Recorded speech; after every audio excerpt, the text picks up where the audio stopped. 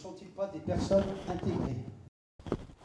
Une personne sous tutelle qui ne trouve pas de logement, une maman seule avec des enfants qui n'arrivent pas à s'en sortir, nos retraités qui sont laissés à l'abandon, des étrangers qui dorment dehors, des Français qui sont mal nourris, mal logés.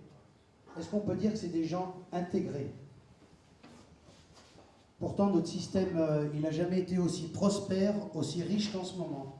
Et il n'y a jamais eu autant de personnes laissées sur le bord de la route.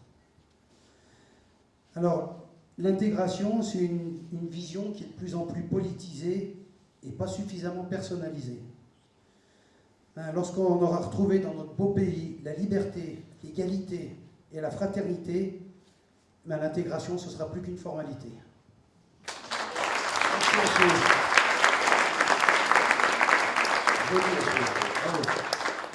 Des méprisantes à souhait, et puis ça continue en plus.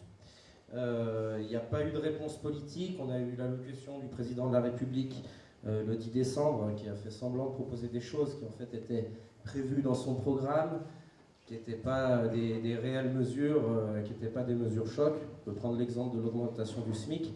En réalité, c'est seulement 20% des personnes qui se sont vues augmenter et pas de 100 €. Parce qu'à partir du moment où on touche d'autres allocations, on n'a pas le droit à cette hausse du SMIC. Qui plus est, c'est pas les entreprises qui participent, c'est une prime d'État. Donc c'est les impôts, c'est le contribuable qui paye cette hausse du SMIC. C'était un exemple. Je ne vais pas m'étendre sur l'allocution du président. Carité, il faut en avoir conscience qu'il y a quand même il y a une manipulation médiatico-politique d'assez grande ampleur. Et ça, je sais pas, c'est très difficile en fait, parce que sur Internet, sur Facebook, on voit plein de vidéos sorties de leur contexte. Il y a beaucoup de fake news, mais il y a aussi des choses vraies. Et en fait, quand on conjugue la presse traditionnelle, les médias traditionnels et ce qu'on trouve sur les réseaux Internet, on peut se faire une idée assez juste de la situation. L'escalade de la violence, il faut savoir que je vais vous mettre un petit témoignage là, enfin une petite interview. Je vais mettre que le début parce que c'est le ministère de l'Intérieur. Donc là, c'est pas une fake news, c'est une vidéo qu'on trouve que sur Internet. Je n'ai pas passé. C'est où?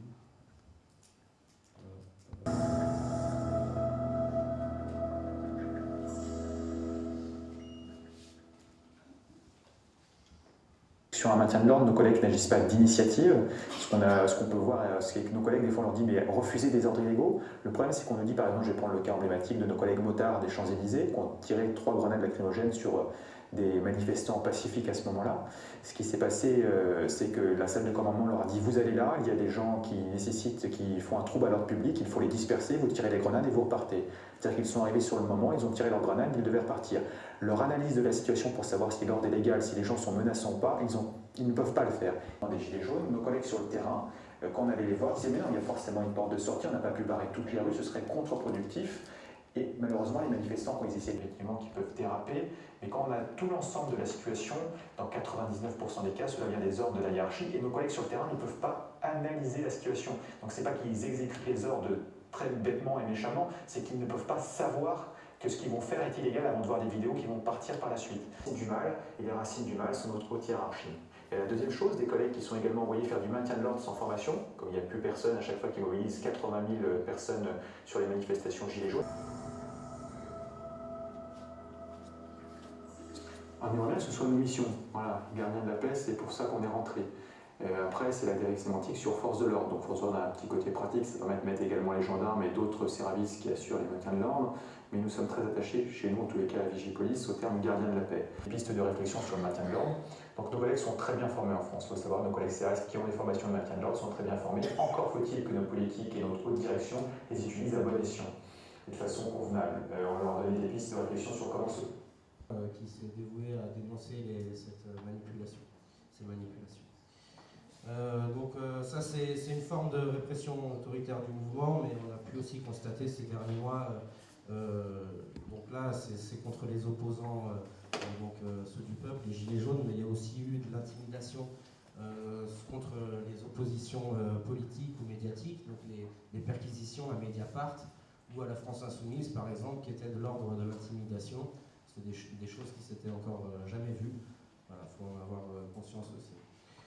Les Gilets jaunes, il faut savoir qu'aujourd'hui, il y a je ne sais pas combien de milliers de personnes qui ont été condamnées à des peines de prison ferme ou avec sursis alors qu'ils n'avaient aucun antécédent.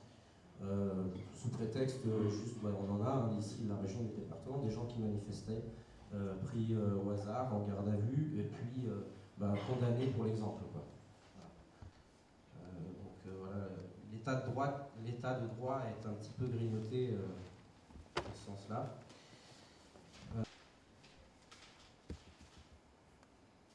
Imaginons un manifestant. Celui-ci arrive à la manifestation. À proximité, il y a des violences. Lui n'y participe absolument pas. Bien au contraire, il cherche à s'en éloigner. Des gaz lacrymogènes et des grenades de désencerclement sont alors lancés par les forces de l'ordre et notre manifestant se retrouve obligé de se protéger le visage. Il est alors arrêté par la police. Oui, simplement pour s'être protégé le visage, ce qui est banal, ce qui est humain, notre manifestant peut aujourd'hui être arrêté et recevoir une amende. Encore une fois, nous parlons d'un manifestant pacifique qui cherchait juste à se mettre à l'abri des gaz lacrymogènes. Cette personne, ça aurait pu être vous, un ami ou quelqu'un de votre famille. Difficile à croire, hein? Et pourtant, les derniers chiffres sont parlants. Sur les 8400 personnes interpellées depuis le début du mouvement des Gilets jaunes, au moins plusieurs centaines de manifestants ont été interpellés et placés en garde à vue avant même d'avoir pu rejoindre la manifestation et simplement pour avoir eu sur eux du matériel de protection. Bon, ça, c'est ce qui se passe aujourd'hui. Mais attendez, ça ne s'arrête pas là. La situation pourrait empirer avec une nouvelle loi, la loi dite anti-casseurs. Reprenons le cas de notre manifestant pacifique dans une situation similaire. Celui-ci cherche à fuir les violences, se couvre le visage pour se protéger et se fait interpeller par la police. Sauf qu'avec cette proposition de loi, et sans entrer dans les détails juridiques, notre manifestant risque alors bien plus gros qu'une arrestation arbitraire.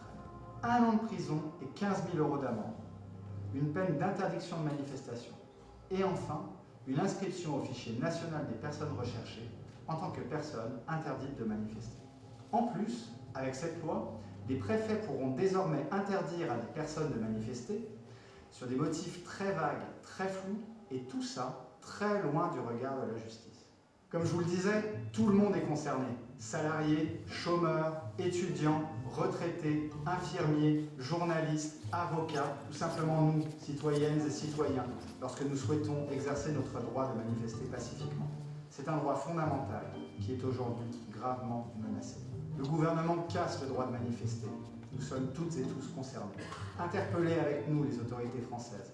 Rendez-vous sur amnesty.fr.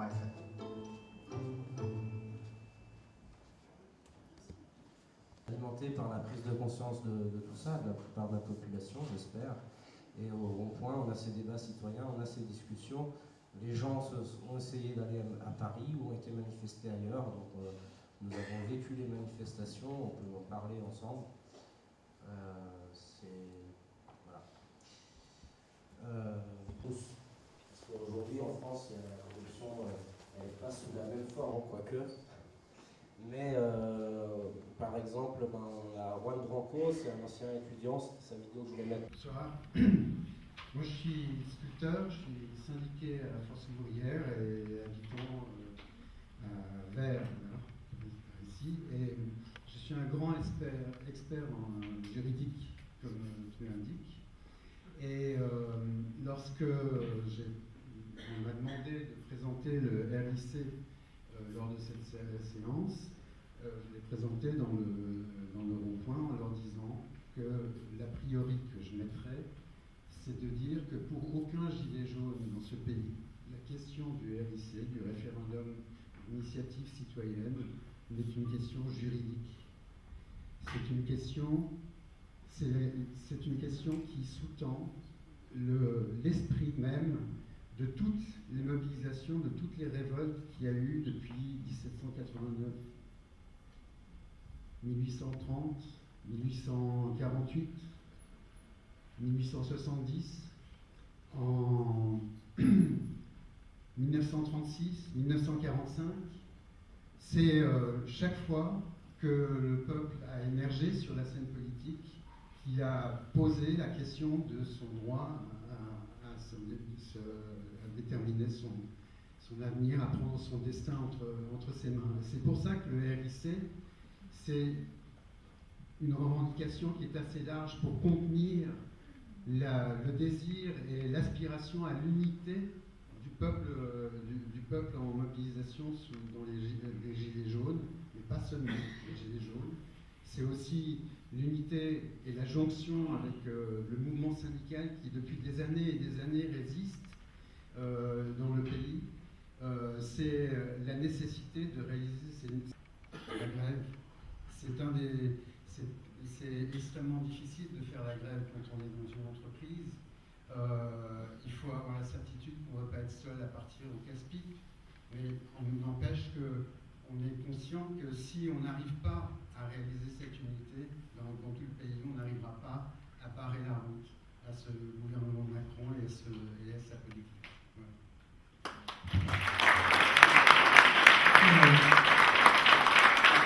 La République est en mauvaise santé. La res publica, c'est la chose publique en latin.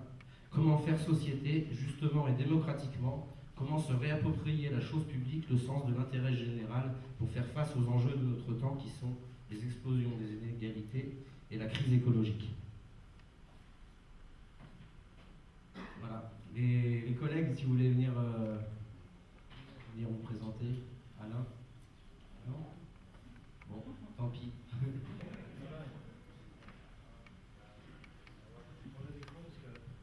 Je suis désolé, mais j'ai plus de voix. C'est juste, je voulais me présenter. Donc moi, c'est Alain. Je suis frontalier depuis 34 ans. Donc oui, il y en a. Il y a aussi des frontaliers qui sont gilets jaunes. Je suis là plus par solidarité pour beaucoup de monde et principalement pour mes parents et mes enfants.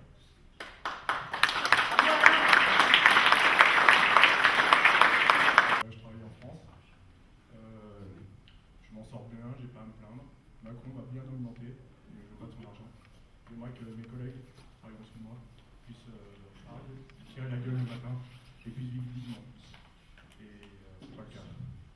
Et ce que je vois, moi je suis dans le bâtiment depuis 17 ans. J'ai un bon CV. Mais ce que je vois, c'est que mon métier aujourd'hui, les patrons dans mon domaine ne font pas vivre des gens, ils les tuent au travail. À 40 ans, un charpentier, il est détruit. On ne parle pas de la retraite à 62 ans. Qui est-ce qui connaît des ouvriers à la retraite valides pour ceux qui sont vivants? Voilà, c'est juste ma question.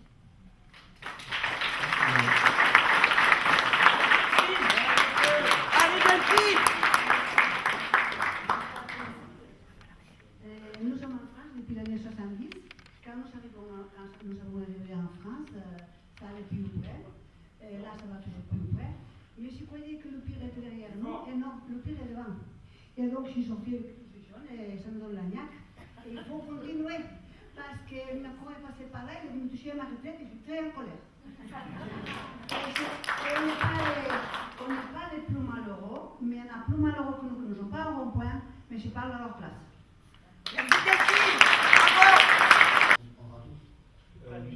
On paye tous les impôts, il n'y a pas de problème. Il faut que le pays vive, il n'y a aucun souci. Par contre, quand on voit ce qu'ils font avec nos impôts, moi je suis outré. Je parlais juste de ce sujet-là, mais l'argent public, il est gaspillé, mais à un tel point en vrai, que je veux bien payer les impôts pour que le pays évolue, pour qu'on puisse faire tout ce qu'on a besoin de faire, payer la sécu, etc. Mais quand on voit ce qu'ils en font de nos impôts, je ne vais pas rentrer dans les détails, mais je suis outré de voir l'argent public quand il est gaspillé.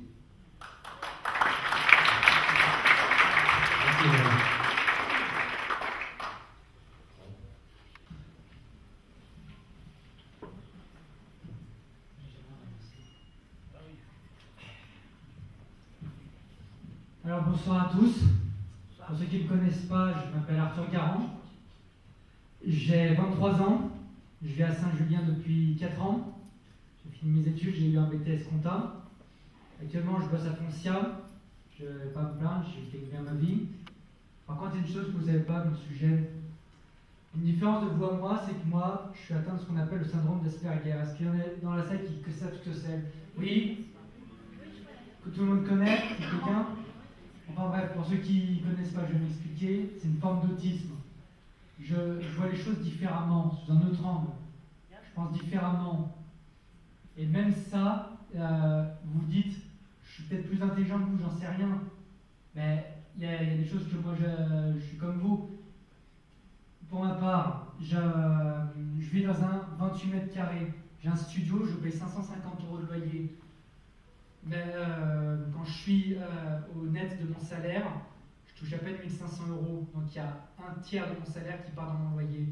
2 emplois, j'ai travaillé pendant 9 mois. J'ai eu de la chance de toucher encore les aides sociales pour le logement parce que c'était pas gagné. Là actuellement ils sont à 78 €. C'est pas grand chose mais ça suffit un peu pour vivre. Donc je revenais à mes impôts, j'ai payé dans les 300 € de taxes d'habitation, donc du coup je peux pas trop me faire plaisir à Noël. Entre temps, ça fait 2 mois que j'attends ma renouvellement d'RQTH pour mon statut d'handicapé, puisque ça compte aussi. Et évidemment, j'ai peut-être eu une enfance heureuse, mais en détail, puisque pour ceux qui vous posent la question, oui, j'ai un costume sur moi qui vaut 200 balles. J'ai mon petit seau, mais ça, j'ai pas voulu tout ça. Je veux paraître comme vous, mais sans trop en faire. Également aussi, excusez-moi. À la base, moi, j'étais pas censé y toucher parce que j'étais pas présent avant dans l'entreprise. Ils ont décidé de supprimer cette condition pour que tout le monde y touche. Moi, j'ai rien demandé, j'ai pas demandé ça. Et pourtant, j'ai touché. Et même, c'est difficile pour moi de... Alors, certes, je suis peut-être mieux loti que vous et mieux payé, mais ça fait pas tout. On catalogue d'autistes, ou de surdoués, ou de sous-doués. Mon père, il a un doctorat en économie, une licence en droit. Ma mère, elle était chef d'atelier chez Kenzo. Des gens très divers, mais ils m'ont appris à mettre en valeur l'individu, peu importe ses qualités, ses différences. Ce qui me choque, c'est que on considère, enfin, les gens au sommet s'appellent les élites, et ils ont une faculté à emmagasiner des connaissances, mais pas forcément à les interpréter de la bonne manière.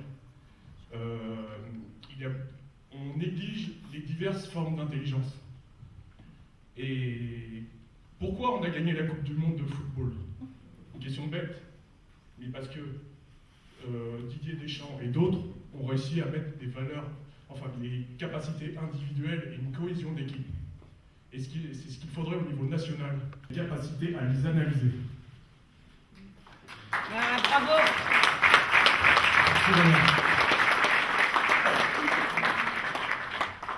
En tout cas, quoi qu'il en soit, le mouvement des coups au rond-point, on est tous pareils, au rond-point ou dans la rue, en tant que citoyen ou en tant que gilet jaune. Ici, la cause, elle est commune, c'est vraiment pour avoir un partage des richesses, et il ne s'agit pas de tout partager parfaitement également, il s'agit de rétablir un équilibre. Voilà. Qui c'est qui veut intervenir ou poser une question ou quoi que ce soit? Je voudrais souligner le fait que tout ce qui arrive en ce moment, c'est parce qu'on vit vraiment dans une république bananière. Ça veut dire quoi? Ça veut dire qu'aujourd'hui, Monsieur le Président Macron, il a été élu avec 25% des votants. Ce qui se passe, c'est que 75% des votants n'ont pas voté Macron. Et c'est aujourd'hui ce qu'on vit, c'est que même encore ceux qui ont voté 25% pour Macron, parmi tous ceux-ci, il y avait bien sûr tous ceux qui ne voulaient pas voter pour Marine Le Pen ou pour Mélenchon. Donc déjà ceci pour planter le décor. Deuxièmement, c'est complètement aberrant de vouloir continuer, comment dire, dans la République de Monsieur le Président. Et moi, je suis pour une révolution complète, style 1789, qui n'est pas un président, c'est un psychopathe. Je suis navré, il n'a aucune humanité, il n'a aucun respect de l'individu, de l'être humain. Et donc, selon moi, il doit être complètement destitué et c'est incompréhensible. Et dans ce RIC, il faut vraiment qu'on puisse destituer un président quand c'est un nain capable. Ça, c'était Sarkozy, il était nain, mais il n'était pas très capable non plus. Hein. Donc lui, c'était un nain incapable. Voilà. Alors, maintenant, c'est le pire, c'est Macron, c'est ce qu'on vit.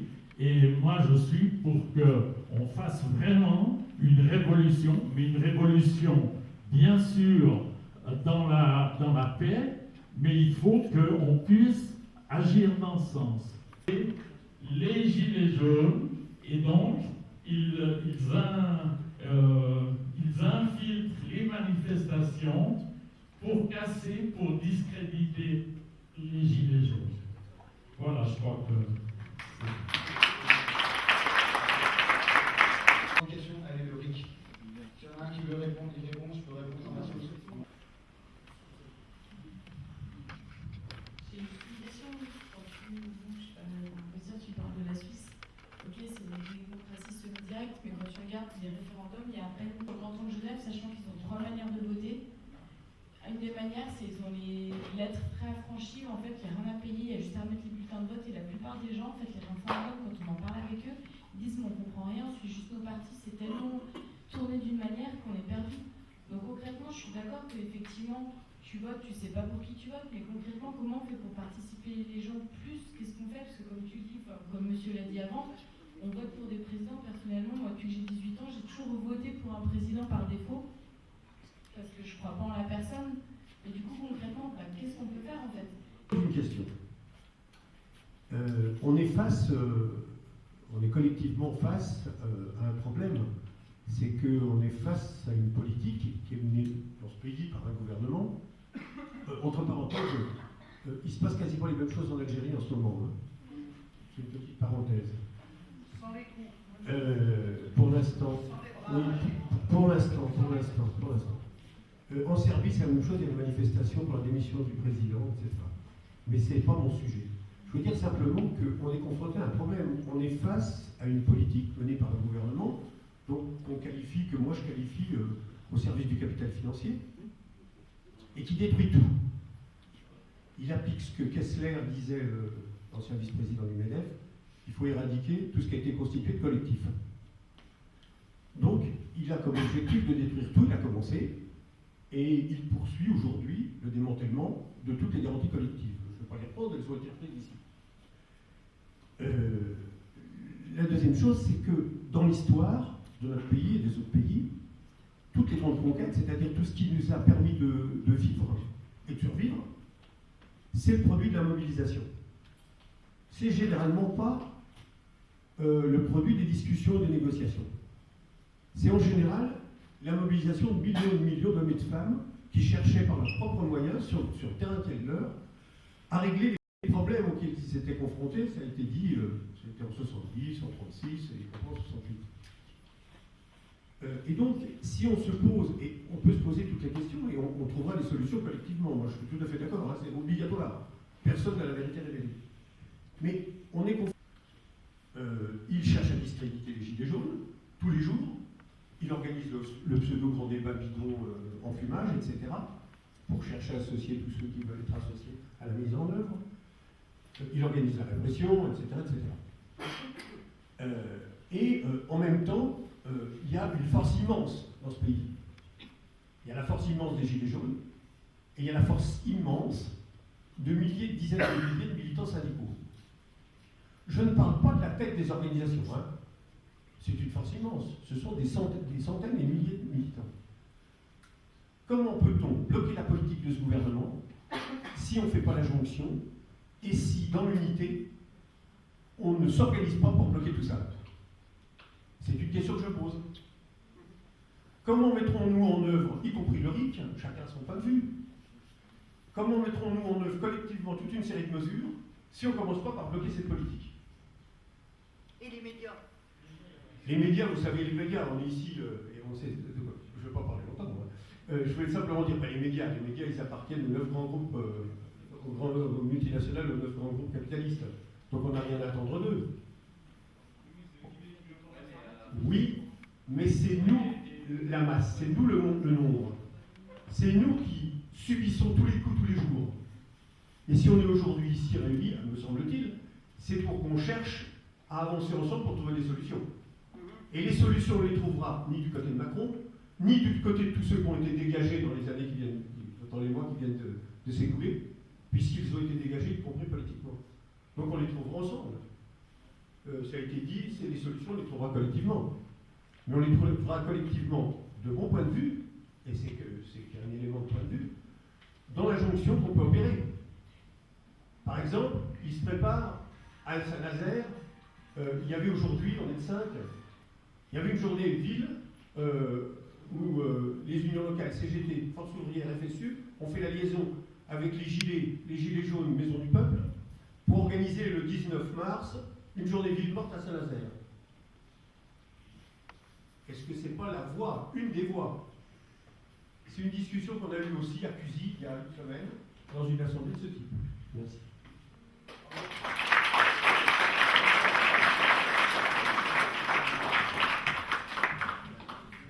Désolé, je plus le début parce que j'étais à côté. Mais ouais, alors déjà vous disiez par rapport au taux de participation par rapport au référendum, dans les 40-45%, bon déjà un peu pragmatique, si on compare aux démocraties occidentales en ce moment, c'est à peu près les taux moyens. En France, quand les émissions, on est dans les 50% aussi, c'est à peu près de ce taux-là, c'est pas si scandaleux. Et surtout là, vu que c'est sur des sujets précis, à la rigueur, c'est plus cohérent qu'une partie de la population se désintéresse de ce sujet précis, et que ceux qui s'y intéressent aillent fouiller ce sujet. C'est-à-dire qu'en France, si nous, on a 50% de participation sur des législations représentatives qui représentent, pour moi, ça ne tient pas vraiment à...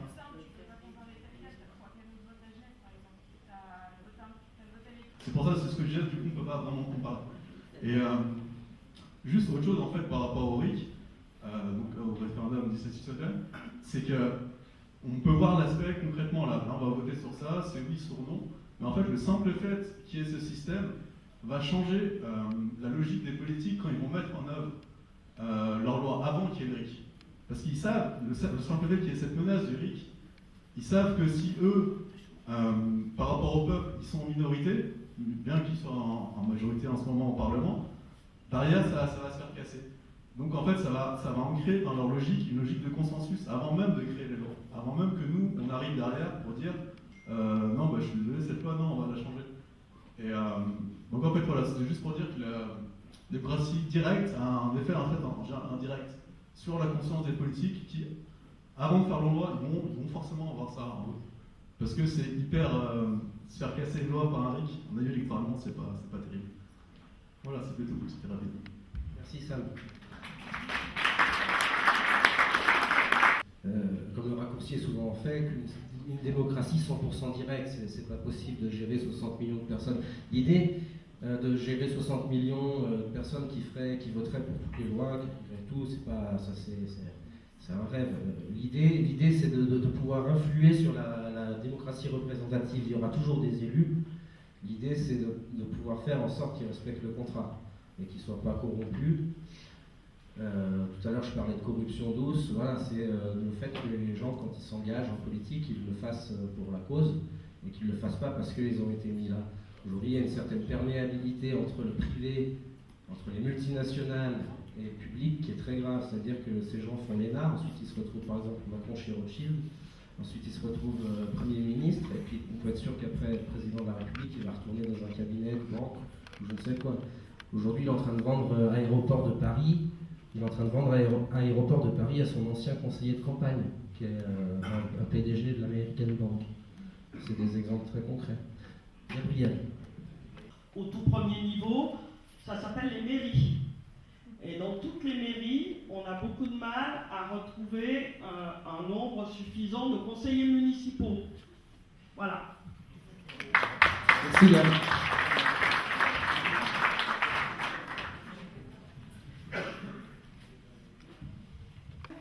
Et je pense en fait, tu parles des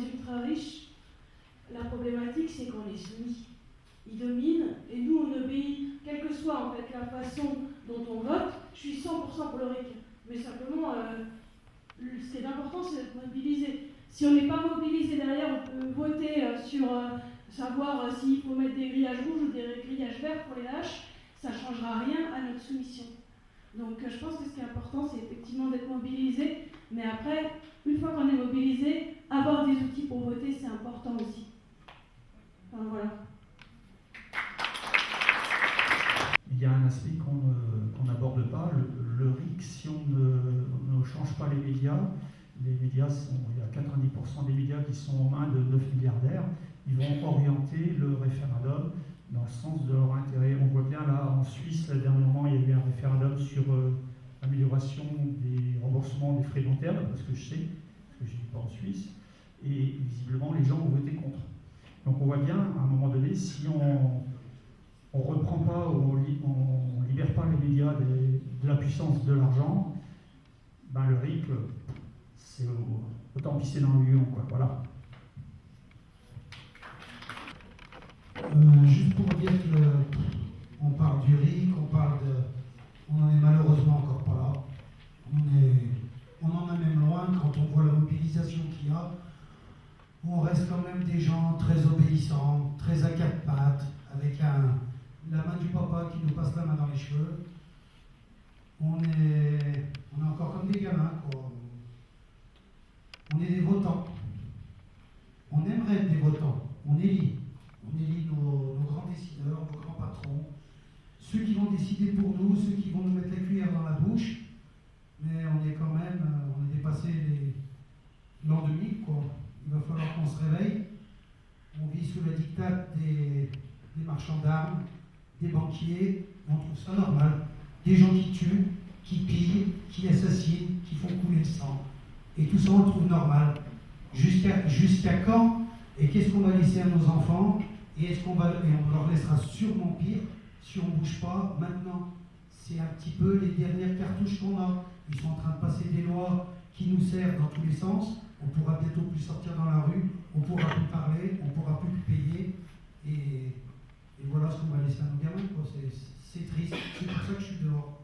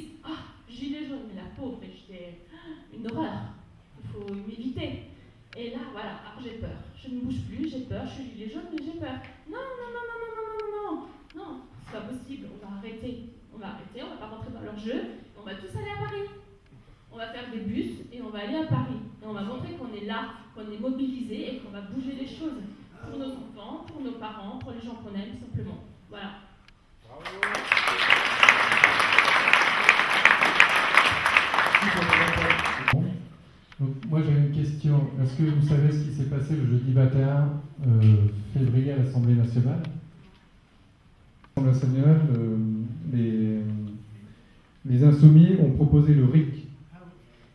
Est-ce qu'il y en a qui l'ont entendu dans les informations?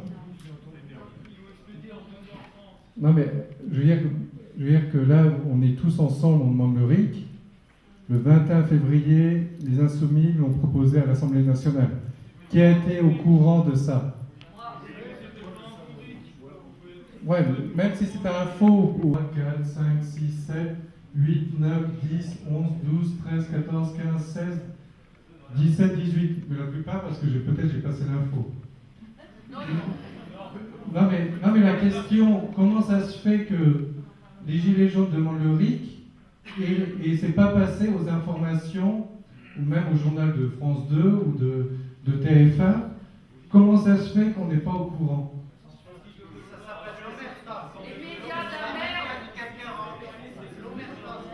Je veux dire que non mais déjà, on se pose la question, comment ça se fait que c'est pas passé, qu'on ne soit pas au courant, que c'est passé, que le Parlement qui représente le peuple, et il faut savoir qu'il y a eu un quorum. Est-ce que vous savez ce que c'est un quorum ou pas? Un quorum, c'est-à-dire qu'il y a Mélenchon qui a demandé aux parlementaires de compter le nombre de parlementaires à l'Assemblée nationale pour demander s'il y a assez de personnes pour voter. Parce que les parlementaires ne sont pas venus pour voter. Et donc on demande juste le quorum pour dire qu'ils étaient en nombre insuffisant pour voter, mais ils avaient le droit de voter la loi contre. Et ce jour-là, il y avait 4 lois qui étaient proposées. 1, c'était le RIC. 2, c'était d'interdire les pesticides, ce qu'avait dit Macron. Donc le RIC, ils ont voté contre. Les pesticides, ils ont voté contre. Donner un revenu pour les artistes, ils ont voté contre. Ils ont juste épluché la loi pour la malbouffe, c'est-à-dire qu'au niveau de la malbouffe, ils ont interdit ils l'ont épluché, ils ont voté oui. Mais à la fin, il n'y avait plus rien. Donc c'est pour dire qu'on est dans un système où le 21 février, on a proposé le RIC et ça a été refusé par le Parlement français et ça n'a pas été maintenant. Parce que si on revendique, ou qu'est-ce qu'on fait maintenant? On est tous ensemble. Déjà, moi je le dis, on pourrait se mettre en cercle, parce que se mettre comme ça devant une personne ou devant mettez-nous, on se met en cercle, déjà c'est extraordinaire. C'est un point d'appui.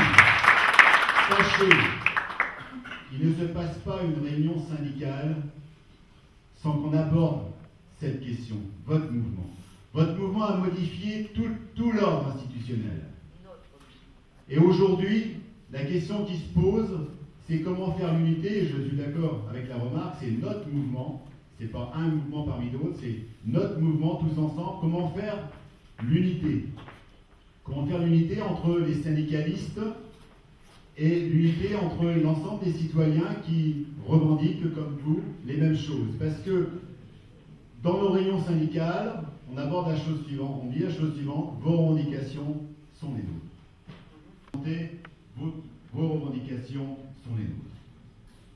Alors la question qui se pose, c'est qui dirige la société? Il y a entre nous 2 blocs qui sont irréconciliables. Il y a celui des actionnaires du CAC 40 qui ont distribué cette année, en 2018, qui ont distribué 54 milliards de dollars. C'est une augmentation de 12% d'indemnité, entre guillemets. Et de l'autre côté, ce que nous sommes, nous, la majorité du peuple, la misère, et le fait qu'on cherche les moyens pour survivre. Donc nous sommes dans cette situation, c'est qui dirige la société et quel est le mandat donné à nos représentants politiques. Parce que le RIC, je pense que l'idée est bonne, mais la question c'est qui va le mettre en place. Nous. Donc c'est par la mobilisation, c'est tous ensemble qu'on y arrivera. Et nous n'avons rien à attendre de ce gouvernement, rien à attendre de ceux qui nous dirigent aujourd'hui. Et le résultat du grand débat, on le connaît déjà. C'est les lois qui mettent en application tous les jours. Et nous sommes aujourd'hui, à Saint-Julien, une assemblée très représentative. J'ai vu le grand débat sur Annecy, organisé par le maire Rigaud. Il y avait 300-350 personnes. Ville d'Annecy, nouvelle ville d'Annecy, 120 000 habitants. Regardez la proportion qu'on est ce soir. Et regardez la qualité de nos échanges. Je pense que c'est ensemble qu'on pourrait y arriver. Et je pense que ça ne va pas s'arrêter. Je vous remercie.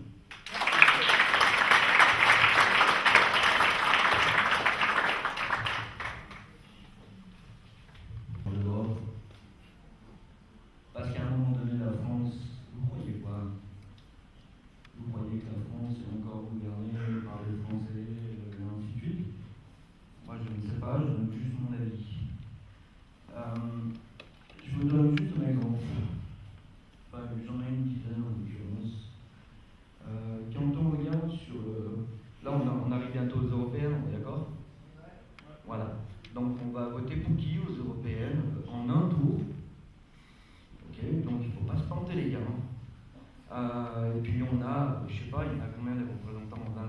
30, machin.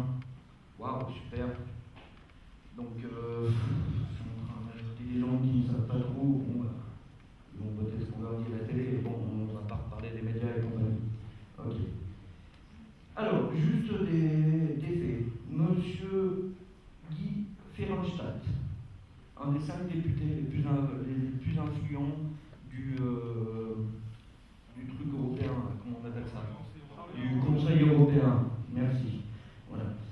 C'est un ancien Premier ministre belge, président du groupe libéral au Parlement, voilà, au Parlement européen. Ce monsieur a un 9 défaites. Donc il touche juste 10 000 € par mois en plus en dehors de son truc européen. Par Sofina, c'est un groupe d'investissement belge. Un tiers des amendements aux députés sont copiés-collés par les multinationales. Mais c'est des promesses d'embauche derrière. Barroso, on en parle? Qui est chez Goldman Sachs, on en parle? Non, on ne va pas en parler. Nelly Cross, qui est chez Uber, on n'en parle pas. Okay. Le commissaire au climat, la commissaire au climat, je n'ai pas son nom, mais elle est passée chez Volkswagen. Bon, on n'en parle pas. Ok. Alors, les fonctionnaires au Parlement. Tobias McKenney. Alors avant, il était pour la propriété intellectuelle de l'Europe. Sorti de l'Europe, maintenant il est pour la propriété intellectuelle de Google. Désolé, hein. Bon, voilà, c'est des faits, hein, mais messieurs, dames, c'est des faits, c'est factuel, hein, on est bien d'accord. Hein. Excusez-moi de ne pas avoir l'éloquence d'un monsieur Macron. Excusez-moi, moi j'étais pas préparé, je suis venu vite ce soir, j'ai essayé de marquer 2-3 trucs dans mon cahier pour essayer de dire des choses comme il faut. Parce que, enfin, on ne voulait pas, mais moi, à un moment donné, la France, les gars, réveillez-vous. À un moment donné, il faut qu'on parle d'Europe. Bon, alors, du coup, vous voulez qu'on parle de monsieur Tobias McKenney? Ah non, donc je viens de le dire. Bon, ça a juste quadruplé son salaire. Bon, ok. Les experts indépendants, on en parle? 70% des experts indépendants, donc les expertises sont payées par les multinationales. Oh, il faut qu'on en parle. On est d'accord. Donc c'est genre, par exemple, juste un petit exemple, par exemple, sur le gaz de schiste, tiens. Alors ils ont dit, non, le principe, c'est pas de savoir si le gaz de schiste est bon ou pas bon. En fait, c'est déjà juste de savoir de quelle manière le sortir bien, quoi, l'exploiter bien, quoi.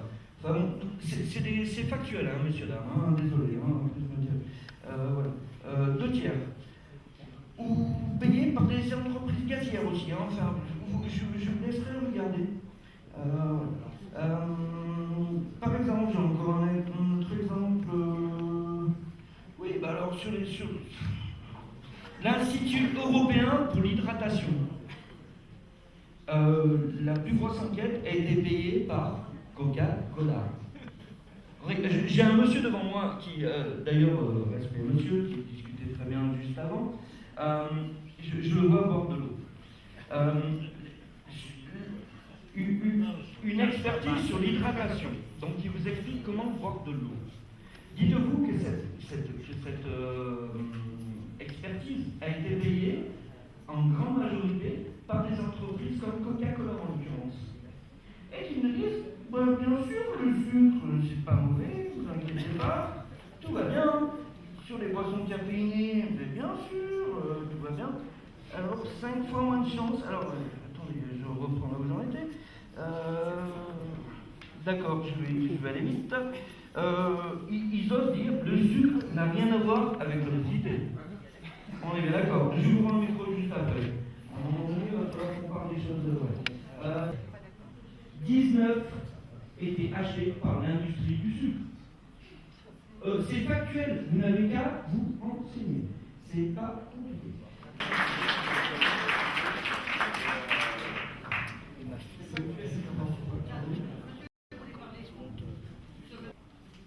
Bon, ça pourrait être une solution. Pardon?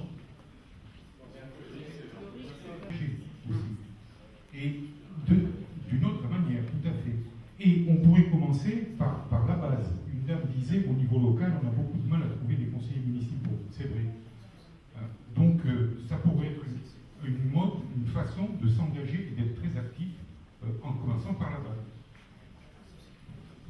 1973. Je ne vais pas vous lister mon parcours parce qu'il y en avait pour un moment. Mais vous voyez, moi j'aimerais bien aller à Paris le 16 mars. Mais je n'ai même pas les moyens de me payer un billet de train. D'accord? Pour résumer la situation. Ce que je rejoins ce que Daniel vient d'exprimer, et ce qu'une dame a exprimé par rapport aux conseillers municipaux. Je vois mal, je pense que agir pour le bien de tous, on peut déjà commencer au niveau local. Vous, Gilets jaunes, ce que vous faites, c'est très bien parce que vous êtes visible, déjà que vous êtes Gilets jaunes, mais vous êtes nombreux et vous avez pris donc l'option de vous montrer, de vous mobiliser et tout ça. Mais je me dis qu'on pourrait déjà aussi commencer au niveau local. Et au niveau local, fonctionner différemment. C'est des conseillers municipaux, ce sont des élus, mais des élus qui ne fonctionneraient pas comme on fonctionne. L'habitant qui serait l'élu. C'est l'habitant qui serait le représentant. D'accord? Et vraiment montrer un fonctionnement complètement différent, mais déjà commencer à la base, au niveau local, pour petit à petit, ça prenne de l'ampleur, et petit à petit, on soit beaucoup plus nombreux à fonctionner et à travailler différemment. Et où on a pu tous échanger des idées. Ce qu'il faut savoir, c'est que RIC va falloir travailler dur, parce qu'en fait, il va falloir comprendre ce que c'est notre constitution, comment elle est basée, puis aussi comment on va la modifier et comment se mettre en place. Et Adam, elle a très bien parlé, le meilleur moyen pour, en gros, responsabiliser les citoyens, c'est commencer de manière locale. Le RIC, il faudra qu'on commence de le mettre de manière locale. Aussi, il y a deuxième chose qu'il va falloir qu'on mette en place pour responsabiliser les gens, c'est le tirage au sort. Ça veut dire complètement penser à la démocratie représentative. Ça veut dire qu'au lieu d'élire des élus, ça veut dire passer par des gens. Et passer et s'appuyer sur le recensement, etc. Il va y avoir énormément de notions à travailler. Mais je suis d'accord avec vous, c'est bien de commencer de manière locale. L'impact que ça va réellement être pris en compte, et ben les gens ils vont avoir envie naturellement. Mais c'est pour ça que pour se former au RIC, et ben il y a plusieurs ateliers constituants qui sont en train d'être mis en place. Et il faut y aller, il ne faut pas hésiter, il faut y aller, il faut se former, il faut discuter avec les gens. C'est comme ça qu'on va avancer. Merci beaucoup. Une dame a dit, je ne sais plus qui, qu'elle travaillait 12 heures par jour.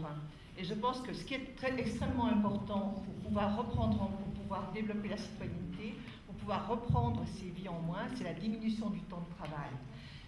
Je crois qu'il faudrait proposer, maintenant c'est tout à fait possible, de partager le travail davantage et de travailler 35 heures, ce qui libérerait une journée pour la citoyenneté. Et ça coûterait trop cher au patron, mademoiselle.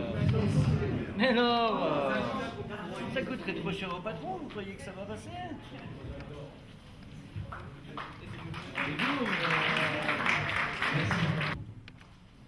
Venant d'une colère profonde qui était dans le pays depuis des années, les Gilets jaunes ont tout bousculé. Sur tous les ronds-points, dans toutes les assemblées, des discussions de ce genre se mènent. C'est la preuve, si besoin en était, que les solutions, nous les trouverons collectivement. Les idées, nous les avons tous. Nous les avons tous parce que nous voulons vivre normalement, parce que nous voulons rétablir la démocratie. La 5e République dans ce pays, ce n'est pas la démocratie, vous le savez. C'est une constitution qui a été mise en place en 1958 pour les besoins du capital financier. Et elle est à son terme, elle agonise longuement malheureusement, cette 5e République. Le petit problème auquel on est confronté, et j'y reviendrai, c'est qu'on a face à nous un gouvernement au service du capital, au service des multinationales, au service d'une petite poignée de milliardaires, comme ça a été bien expliqué par Cyprien, et qu'il a peur, ce gouvernement. La classe sociale en face a peur. Eh oui. Elle a raison d'avoir peur, bien sûr. C'est pour ça qu'ils organisent la répression, pour faire refluer. C'est pour ça qu'ils ont organisé le grand débat. C'est pour ça qu'ils ont monté une opération sur la question de l'antisémitisme, en faisant croire que ceux qui n'étaient pas d'accord avec Israël, c'était des antisémites. Ce sont des opérations. Et ces opérations, ce gouvernement, il a reçu l'aide de toutes les forces politiques et institutionnelles qui ont mis en place toutes les mesures contre nous pendant des dizaines d'années. De la même manière, ce grand débat, regardez, toutes les forces politiques et institutionnelles sont dedans. Et les millions et millions ne sont pas dedans. C'est un flop. Même avec les moyens des médias, ils n'y arrivent pas. Parlons des communes 10 secondes. Les communes sont en voie de dislocation et de destruction complète. C'était le seul foyer de démocratie qui restait dans ce pays, issu de la Révolution française. Aujourd'hui, ce sont des grandes communautés d'agglomération. Le citoyen est totalement éloigné des centres de décision. On ne peut plus discuter avec le maire, avec le conseil municipal, avec l'adjoint. Mais c'est ces raisons-là. C'est parce que la démocratie est gravement menacée que des centaines de milliers ne vont plus dans les conseils municipaux et qu'un tiers des maires ont démissionné, ne se sont pas représentés. C'est la question de la démocratie, c'est la question du pouvoir. On peut discuter à l'envie et il faut le faire. On peut discuter de tout et il faut le faire et nous le ferons. Et personne ne nous empêchera de le faire. Sauf qu'il y a un petit problème. Ils ont peur. Ils ont peur. Ils sont la minorité, nous sommes la masse. Que fait-on pour les bloquer? Que fait-on pour les arrêter? C'est la question qui est posée de mon point de vue. C'est une question centrale. Parce qu'on peut discuter de tout. On peut dire c'est le peuple qui va le faire. Oui, mais comment? Le RIC, oui, mais comment? En votant? En votant? Il faut sortir. En votant? Et l'Europe? 2 secondes sur l'Europe, si vous me permettez. Et l'Europe? 10 secondes sur l'Europe. L'Europe, les institutions de l'Union européenne sont vomies par tous les peuples d'Europe. Ce gouvernement, il est face à son peuple et tous les peuples sont face à tout leur gouvernement. On est confronté à cette question. Personne ne va aller voter, vous le savez bien. Parce que tout le monde sait que ce n'est pas la solution. Parce qu'il n'y a pas de solution sur le terrain électoral aujourd'hui. Peut-être demain, je ne sais pas. Aujourd'hui, la solution, elle est où? Me semble-t-il. Comment on réussit à faire ce que dit la collègue tout à l'heure? Y aller tous ensemble. Le 16, le 19, y aller tous ensemble. Il y a cette solution de mon point de vue. Et si on n'y arrive pas, alors là, mais c'est certainement pas par la discussion avec ceux qui nous gouvernent. Ils ne feront rien d'autre que d'appliquer cette politique.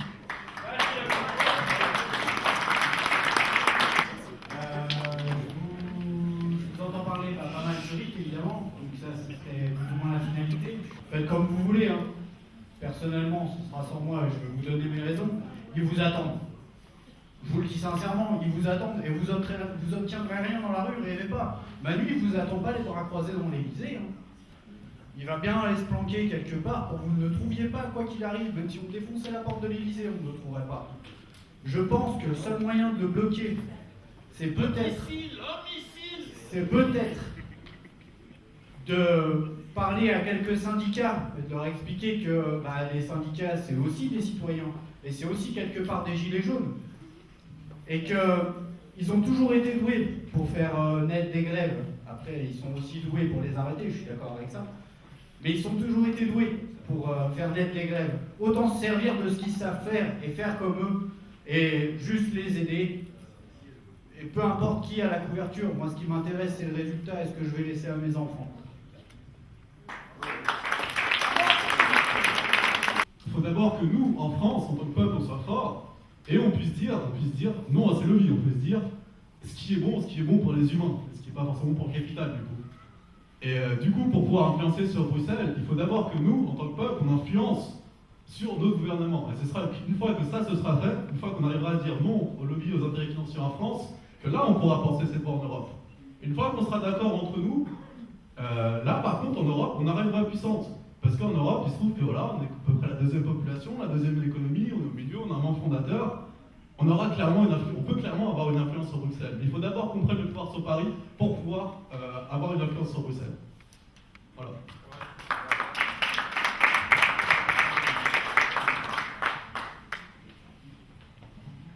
Oui, par rapport à l'Europe, je suis 100% d'accord avec ce que tu dis.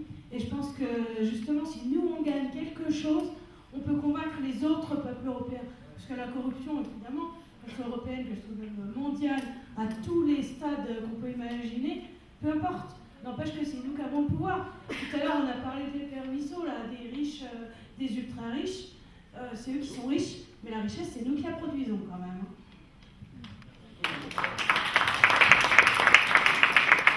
La France, ce qui se passe au jour d'aujourd'hui en France est relayé dans le monde entier. Nous sommes un exemple. Et le problème est européen. Pour moi, c'est mon avis. Après, je me trompe. Mais ça commence par l'Europe. Et je vous dis, la France est un exemple en ce moment. Merci. L'aspect des richesses. Donc moi, ce que je propose et ce que je défends depuis des années, c'est de taper le portefeuille des multinationales, notamment sur la spéculation. Donc un des moyens qu'on peut utiliser, c'est d'utiliser les monnaies locales. Donc le principe de base, c'est de créer des monnaies locales complémentaires et citoyennes. C'est surtout ce mot-là qui est important. Le côté citoyen, c'est que c'est des associations, c'est des gens comme vous et moi qui les créons et qui les gérons et qui permet de redynamiser l'économie locale, donc les services de proximité, élaborer des chartes éthiques autour de la monnaie pour que les entreprises, les associations, les collectivités locales s'emparent de la gestion de son économie, de manière à relocaliser la production au niveau local, recréer des emplois locaux, et plus il y a d'emplois locaux, meilleur est le tissu économique local, et du coup meilleur est le tissu social ensuite. Donc, il se trouve que dans le bassin lémanique, on a une super monnaie transfrontalière qui existe, qui s'appelle le Léman, qui existe depuis 3 ans et demi maintenant, et qui est une monnaie papier et électronique. Et il y a eu beaucoup d'innovations qui ont été faites avec des innovations mondiales, avec notamment des innovations techniques autour de la blockchain, en créant une blockchain éthique et des années à faire en sorte de développer cette monnaie dans le bassin genevois. Je fais appel à l'ensemble des citoyens genevois pour aller voir leur commerce, leurs associations, pour qu'ils acceptent cette monnaie éthique, qu'ils signent la charte, qu'ils se renseignent et que la majorité des citoyens français et suisses utilisent cette monnaie. Moi, je pense qu'on se demande aussi où en est le mouvement dans sa globalité au niveau du pays dans son ensemble. Et là, il existe des initiatives extrêmement fortes, comme celle des Gilets jaunes de Commercy, qui ont réussi à rassembler plus de 2000 délégués de tous les ronds-points du pays. Et puis, il y a maintenant l'annonce, la préparation de l'Assemblée des Assemblées qui va avoir lieu les 7 et 8 avril prochains à Saint-Nazaire, où les Gilets jaunes organisent dans toute la ville un véritable rassemblement pour échanger, pour réfléchir ensemble sur comment est-ce qu'on va donner un nouvel essor à ce mouvement et comment est-ce qu'on va encore le développer. Donc, alors moi je suis pénible, mais je reviens sur le fait qu'il faut qu'on soit tous dans la rue et il nous faut les routiers, il faut être lucide. Avec les routiers, avec les paysans, on bloque la France en 3 jours, c'est bouclé. Ils n'auront plus rien à dire. Mais voilà, il nous faut les routiers. Qui c'est qui a les routiers dans sa poche là? Et les paysans, ils sont où? Il y en a. Ah, bah alors il les faut avec les tracteurs. Ah mais c'est pas moi. Il les faut, mais sincèrement. Il faut savoir que les ouvriers, les routiers, les paysans, enfin les paysans ils sont tenus par les subventions. Les routiers ils ont peur de se faire virer. C'est la peur. Non. Moi je suis du BTP et dans le BTP on a été acheté avec la défiscalisation des heures sup, on fait au taquet d'heures sup. Moi j'ai été augmenté de 400 € personnellement. Il faut savoir que la marche. Donc des gens augmentés de 400 €, qu'est-ce qu'ils font? Ils ferment leur gueule. Bah voilà, d'accord. Et la marche pour le climat, c'est pour la planète, et la planète, on n'en a qu'une, ça, on va pas le renier. La planète, elle survivra toujours, parce que par rapport à l'espèce humaine, on va de Tchernobyl ou n'importe quoi, elle survivra toujours. Elle survivra à l'espèce humaine, il n'y a pas de problème. Par contre, nous, on survivra peut-être pas à la destruction de notre propre planète. Donc la marche pour le climat, je ne sais pas si c'est symbolique ou pas, ou n'importe quoi, si on arrivera vraiment à faire quelque chose pour ça, mais par contre, ça compte pour tout le monde, et c'est une valeur qui est commune à tout le monde, et pas que à la France et aux Gilets jaunes. Elle est commune à vraiment toute la planète en vrai. Bon point pour l'instant, en tout cas, on vous invite, enfin même tous les soirs, vous pouvez passer quand vous voulez nous rencontrer. Mais lundi, là en particulier, on va commencer à réfléchir comment est-ce qu'on peut, on s'est décidé de cette date-là, voilà, le lundi soir, au point, on va essayer de faire des choses constructives. Donc établir un rythme nous-mêmes, parler de comment est-ce qu'on verrait les choses, rentrer dans des aspects un peu plus techniques que ce soir, mais essayer d'imaginer nous aussi, voilà, comment on ferait nous. Parce que c'est intéressant. Les Scandinaves. Alors bien sûr, chez nous, ça fait peur le vote blanc. Eux, à partir du moment où il y a un vote, si la personne qui se présente n'est pas élue avec 50,1%, elle doit se retirer. Alors l'inconvénient, c'est qu'on refait un vote. Renseignez-vous dans les pays scandinaves, il y a, je crois que c'est arrivé 2 fois en 30 ans, il n'y a jamais de réélection. Parce que les politiques qui se présentent, ils se présentent avec un programme pour tout le monde, pas pour eux, de peur de ne pas être élus. Donc le vote blanc est primordial. Parce que c'est un vote, c'est une expression. On a le droit de dire ce qu'on pense, ce qu'on veut. Ça, c'est la première chose. La deuxième chose, on parle de l'Europe. Donc, monsieur, vous disiez, l'Europe, c'est le problème. Oui, c'est le problème de l'Europe. On a l'Irlande, qui est un paradis fiscal pour les cafards. D'accord? On a la Belgique, qui est une des leçons à la France, mais qui est en train de préparer un contrat pour l'achat d'avions de chasse américains. En Europe, on a le Rafale, qui est très cher, d'accord? Mais on a le Gripen, qui est un avion européen. Suédois. Oui.